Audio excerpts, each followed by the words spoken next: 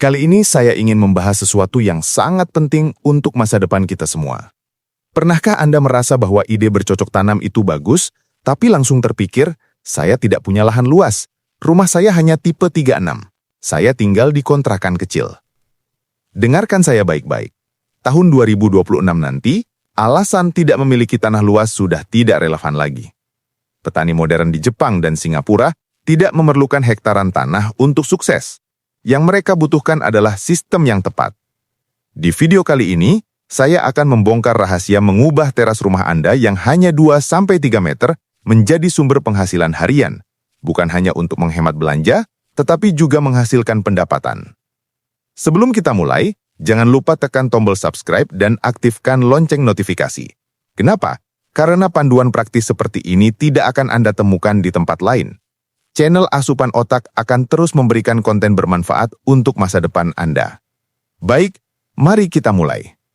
Bagian 1. Konsep pertanian vertikal. Mengubah cara pandang. Coba tarik napas dalam-dalam. Perhatikan sekeliling rumah Anda. Lihat teras yang ukurannya terbatas, balkon yang belum dimanfaatkan maksimal, atau tembok samping yang masih kosong. Selama ini kita menganggap itu sebagai keterbatasan.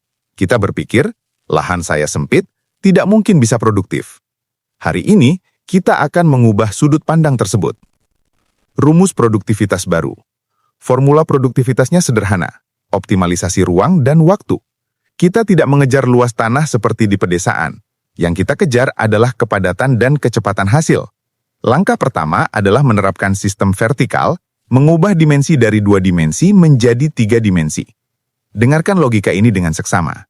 Selama ribuan tahun, pola pikir bertani bersifat 2 dimensi, panjang dikali lebar.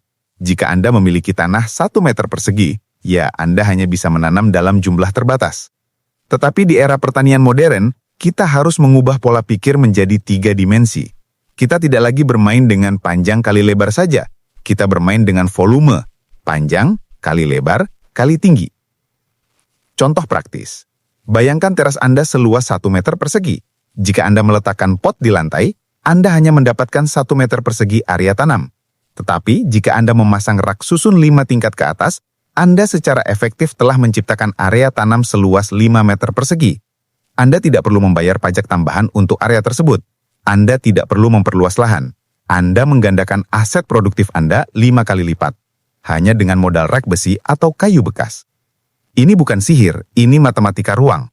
Inilah yang disebut optimalisasi ruang maksimal. Dasar ilmiah, pertanian vertikal bukan ide baru. Ini adalah solusi ilmiah yang sudah diterapkan di berbagai negara untuk mengatasi keterbatasan lahan perkotaan. Ada beberapa fakta sains yang membuat sistem ini sangat efisien. Pertama, produktivitas lebih tinggi. Data lapangan membuktikan bahwa pertanian vertikal menghasilkan panen yang lebih banyak per meter persegi dibanding pertanian konvensional. Mengapa? Karena Anda bisa mengontrol lingkungannya. Tanaman di rak paling atas mendapat sinar matahari penuh, sementara tanaman di rak bawah yang membutuhkan naungan mendapat teduh alami. Hasilnya, Anda hemat air, hemat pupuk, biaya operasional turun, sementara hasil panen naik. Kedua, efisiensi sumber daya. Di pertanian tanah biasa, ketika Anda menyiram air, sebagian besar meresap dan hilang. Tetapi di sistem vertikal, terutama jika menggunakan pot atau pipa, nutrisi dan air menjadi lebih terfokus. Air yang Anda siram di pot atas bisa mengalir ke pot di bawahnya. Hasilnya, Anda hemat air, hemat pupuk, biaya operasional turun, sementara hasil panen naik. Ketiga, pengendalian kualitas lebih mudah. Jika Anda menanam di kebun luas, tantangan hama lebih kompleks. Tetapi, di rak vertikal di teras rumah, Anda bisa memantau setiap tanaman dengan mudah. Jika ada hama sedikit, bisa langsung ditangani. Bagian 2. Pilihan alat dan bahan.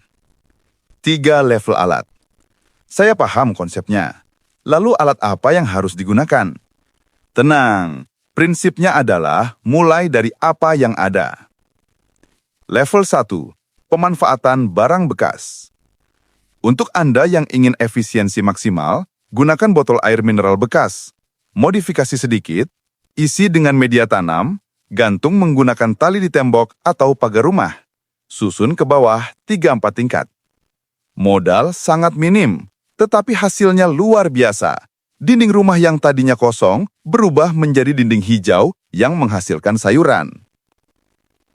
Level 2. Pemanfaatan pipa. Ini favorit banyak orang. Gunakan pipa paralon ukuran sedang. Buat lubang tanam berjarak teratur, susun di rak kayu, atau tempelkan di tembok secara bertingkat. Satu batang pipa panjang 4 meter bisa menampung 20 lubang tanam. Jika Anda memasang 4 batang pipa di tembok, Anda memiliki 80 hingga 100 lubang tanam. Itu setara dengan 100 ikat sayur dalam sekali panen dari tembok yang hanya lebar 4 meter. Level 3. Investasi rak. Untuk Anda yang lebih serius dan memiliki anggaran, beli rak besi siku, rakit menjadi rak susun 4 tingkat. Beli polybag atau pot plastik, jejarkan di rak tersebut. Atau beli kantong tanam dinding yang praktis, tinggal dipasang ke tembok dan diisi media tanam. Pilih alat sesuai kondisi Anda. Tidak ada alasan tidak memiliki alat. Barang bekas di sekitar Anda adalah aset jika Anda tahu cara memanfaatkannya. Tanaman yang cocok. Tidak semua tanaman cocok untuk sistem vertikal. Fokuskan pada tanaman dengan akar serabut dangkal dan umur pendek. Sayuran daun, kangkung, bayam, sawi, selada, pakcoy. Ini adalah andalan vertikal. Akarnya sedikit, panennya cepat. Herbal dan bumbu. Seledri, daun bawang, kemangi, mint. Tanaman ini bisa dipotong dan tumbuh lagi. Buah kecil. Tomat ceri, cabai rawit, stroberi. Bisa dipot gantung dengan nilai jual yang baik. Bagian 3. Strategi rotasi untuk penghasilan harian. Mengapa saya menyebut ini sebagai mesin arus kas? Karena sifatnya yang liquid dan berkelanjutan. Banyak pemula kurang optimal karena menggunakan pola pikir lama. Mereka menanam 50 pot sekaligus di hari Senin, lalu menunggu 25 hari. Pada hari ke-25, mereka panen besar-besaran 50 pot sekaligus. Mereka senang, tetapi keesokan harinya kosong lagi. Mereka harus menunggu 25 hari lagi untuk mendapat hasil berikutnya. Itu kurang efektif. Kita ingin mengubahnya menjadi hasil harian. Caranya, menggunakan strategi penanaman berurutan atau sistem rotasi.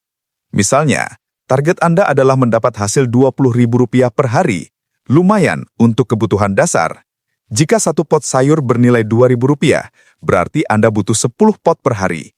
Dengan siklus 25 hari, rata-rata umur panen, total pot yang Anda butuhkan adalah 250 pot.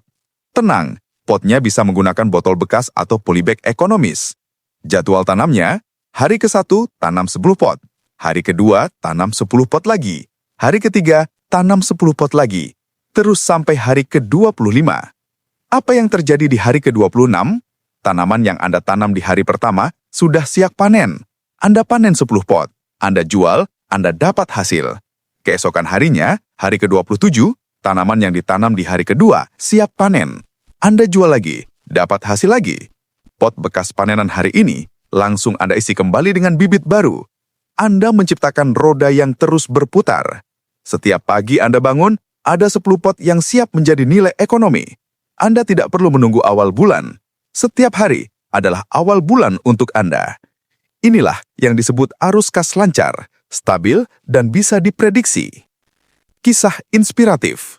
Saya ingin berbagi kisah nyata. Sebut saja namanya Mas Yudi, seorang karyawan kontrak dengan penghasilan tidak menentu. Di depan rumah kontrakannya yang kecil, ada sedikit ruang kosong. Dia berinisiatif memanfaatkan bambu bekas untuk membuat rak susun sederhana. Dia mengumpulkan gelas air mineral bekas, membeli benih kangkung dan pakcoy yang terjangkau. Setiap pagi sebelum berangkat kerja, dia menanam 5 gelas, hanya butuh waktu 10 menit. Minggu ketiga, kangkung kloter pertama sudah siap. Pada hari panen pertama, Mas Yudi memotong kangkung dari 5 gelas itu, cukup untuk 1 ikat. Dia kasih ke istrinya. Hari ini tidak usah beli sayur, masak ini saja. Rasanya berbeda, renyah, manis, segar, karena baru dipetik 10 menit yang lalu. Keesokan harinya panen lagi. Istrinya mulai menawarkan ke tetangga sebelah. Tetangganya membeli Rp3.000. Mas Yudi memegang hasil Rp3.000 itu. Kecil memang, tetapi sangat berarti karena datang tepat waktu saat dompet perlu diisi. Lama-kelamaan, tetangga pada tahu dan mulai memesan. Rak bambu Mas Yudi berubah menjadi sumber pangan hidup. Sebelum kita lanjut, jangan lupa subscribe channel Asupan Otak supaya tidak ketinggalan konten bermanfaat lainnya. Aktifkan juga lonceng notifikasinya. Bagian 4. Tanaman nilai tinggi. Cabai rawit. Peluang anti-inflasi. Sekarang kita masuk level yang lebih tinggi. Tanaman dengan nilai tinggi, yaitu cabai rawit. Coba perhatikan berita ekonomi. Barang apa yang paling sering menjadi perhatian pemerintah? Yang paling sering membuat ibu-ibu di pasar berkomentar? Bukan beras, bukan telur, tetapi cabai. Harganya sangat fluktuatif. Hari ini bisa Rp30.000 per kilo, minggu depan bisa naik jadi Rp80.000 per kilo. Bulan berikutnya, saat cuaca ekstrim, bisa tembus Rp100.000 per kilo. Nah, disinilah letak peluangnya. Saat orang lain memikirkan harga cabai naik, saat pedagang makanan menyesuaikan porsi, Anda sebagai pemilik kebun cabai teras justru tenang. Mengapa? Karena nilai aset di teras Anda mengalami kenaikan nilai tanpa menambah modal. Filosofi pohon produktif. Berbeda dengan kangkung yang sekali panen selesai, cabai rawit adalah tanaman multipanen. Dia tanaman tahunan. Anda menanam sekali, usahanya sekali, menunggu sekitar 3-4 bulan sampai berbuah. Tetapi begitu dia mulai berbuah, dia akan berbuah terus selama berbulan-bulan. Bahkan bisa sampai setahun lebih jika Anda merawatnya dengan baik. Anda petik hari ini yang merah, besok yang hijau berubah jadi merah, lusa bunga baru muncul lagi. Minggu depan panen lagi. Satu pohon cabai rawit yang sehat, dirawat dengan benar di polybag ukuran sedang, bisa menghasilkan total panen berkilo-kilo sepanjang masa hidupnya. Perhitungan ekonomi. Mari kita hitung dengan matematika sederhana. Anggap Anda memiliki 10 polybag cabai. Jika satu pohon bisa menghasilkan total 1 kilo seumur hidupnya, berarti Anda punya potensi panen 10 kilo cabai. Jika harga pasaran rata-rata Rp50.000 per kilo, itu nilainya Rp500.000. Jika pas harga sedang tinggi, mencapai Rp100.000, itu Rp1.000.000. Modalnya, tanah sisa, polybag bekas, bibit dari cabai dapur yang dikeringkan. Hampir tanpa biaya. Nilai pengembalian investasinya sangat tinggi. Strategi jual saat tinggi, simpan saat rendah. Bagaimana jika harga cabai sedang turun? Skenario A, harga terjangkau. Saat panen raya dan harga pasar hanya Rp20.000, jangan dijual mentah. Gunakan untuk konsumsi sendiri. Buat sambal bawang, sambal terasi, stok di kulkas. Anda sudah menghemat uang belanja. Ingat, menghemat pengeluaran sama dengan pemasukan. Atau olah menjadi bubuk cabai. Keringkan, tumbuk, simpan di toples. Awet berbulan-bulan, nilai jualnya naik sebagai produk olahan. Skenario B, harga tinggi. Saat berita menyebutkan harga cabai tembus Rp100.000, ini saatnya Anda ambil peran. Panen semua yang merah, jual ke pengguna langsung, tetangga atau warung sebelah. Tawarkan ke pedagang gorengan langganan Anda dengan harga lebih baik dari pasar. Si pedagang dapat harga lebih murah, barang lebih segar. Anda dapat harga jual tertinggi, saling menguntungkan. Di momen inilah 10 polybag Anda berubah menjadi sumber dana tambahan yang signifikan. Bagian 5. Tanaman praktis. Daun bawang dan seledri. Lubang kecil dalam keuangan. Ingat prinsip dasar keuangan. Kapal besar bisa tenggelam karena lubang kecil. Di keuangan rumah tangga, lubang kecil itu namanya pengeluaran tidak terasa. Salah satu pos pengeluaran rutin di dapur Indonesia adalah daun bawang dan seledri. Bisakah memasak sop tanpa seledri? Kurang sedap. Bisakah membuat telur dadar tanpa daun bawang? Kurang mantap. Masalahnya, cara kita memenuhinya selama ini kurang efisien. Anda pergi ke warung, beli 1 ikat, pakai hanya 2 batang untuk masak hari itu. Sisanya ditaruh di kulkas, 3 hari kemudian layu, Anda buang. Besoknya mau masak lagi, beli lagi. Anda sadar tidak? Anda sedang memboroskan anggaran secara rutin.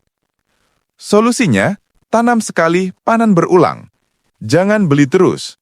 Tanam sekali, panen berulang. Jadikan pot di teras Anda sebagai sumber bumbu segar. Daun bawang dan seledri memiliki sifat biologis yang menguntungkan, regenerasi. Anda tidak perlu mencabut akarnya. Ketika butuh untuk masak, ambil gunting, jalan ke teras, potong bagian daun yang hijau di atas, sisakan bagian batang bawahnya, bawa ke dapur, cuci, potong, masak. Apa yang terjadi dengan tanamannya? Dia tumbuh lagi. Akar di dalam tanah masih utuh. Besok pagi Anda lihat, dia sudah muncul tunas baru. Seminggu lagi sudah siap dipanen lagi. Matematika penghematan. Mari kita hitung, anggap satu keluarga rata-rata membeli bumbu dapur seharga Rp5.000 3 kali seminggu. Itu Rp15.000 per minggu. Sebulan Rp60.000. Kelihatannya kecil. Tetapi coba setahun, Rp720.000. Coba 5 tahun, Rp3.600.000. Uang segitu hanya untuk membeli daun yang sering terbuang karena layu. Dengan menanam sendiri, modal Anda hanya pot bekas dan tanah. Anda mengamankan anggaran Rp3,6 juta tersebut. Cara tanam regrow. Anda tidak perlu membeli benih. Gunakan metode regrow atau menanam kembali. Cara tanam daun bawang. Besok saat membeli daun bawang di pasar, jangan dipotong semua. Sisakan bagian putih atau bonggol yang ada akarnya sekitar 3-5 cm. Siapkan pot atau bekas botol, isi tanah. Tancapkan bonggol tersebut, siram, taruh di tempat kena matahari. Dalam 3 hari, tunas baru akan muncul. Dalam seminggu, sudah siap dipanen lagi. Cara tanam seledri. Beli seledri yang masih ada akarnya. Ambil bagian tengah bonggol dan akarnya, daunnya pakai untuk masak. Tanam bonggolnya, seledri suka tempat agak teduh. Tunggu, dia akan mengeluarkan daun-daun muda yang wanginya kuat. Bagian 6. Pupuk gratis dari limbah dapur. Alkimia modern. Tanaman adalah makhluk hidup yang butuh nutrisi. Masalahnya, coba cek harga pupuk di toko pertanian sekarang. Pupuk kimia harganya mahal, pupuk cair botolan punya nilai jual tinggi. Solusinya, optimalkan sumber daya sendiri. Buat sendiri dari limbah dapur. Alam memiliki sistem siklus sempurna. Limbah satu proses adalah sumber daya untuk proses lain.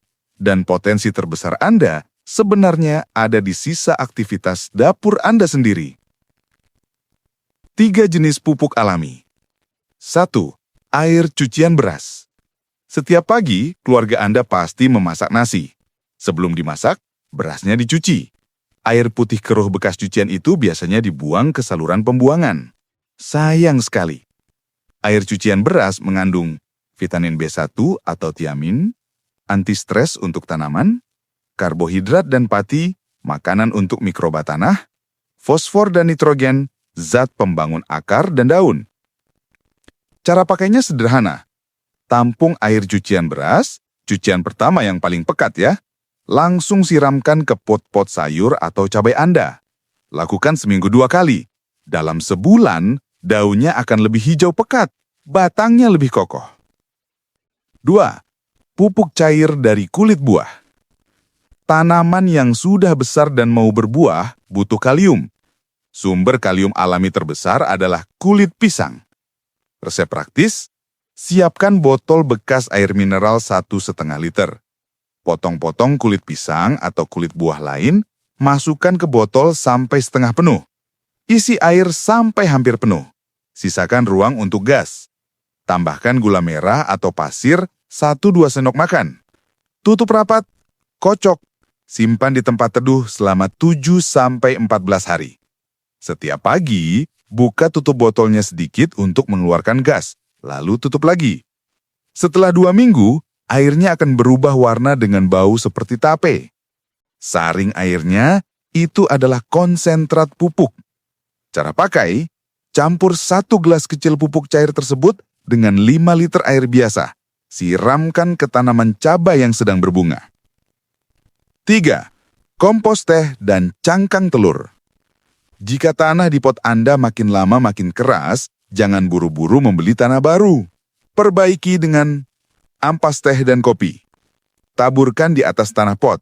Ampas teh dan kopi mengandung nitrogen yang bagus untuk daun dan membuat tanah jadi gembur. Untuk cangkang telur, sumber kalsium Andat. Cuci cangkang telur, jemur sampai kering, tumbuk sampai halus. Taburkan bubuk cangkang itu ke sekitar batang tanaman.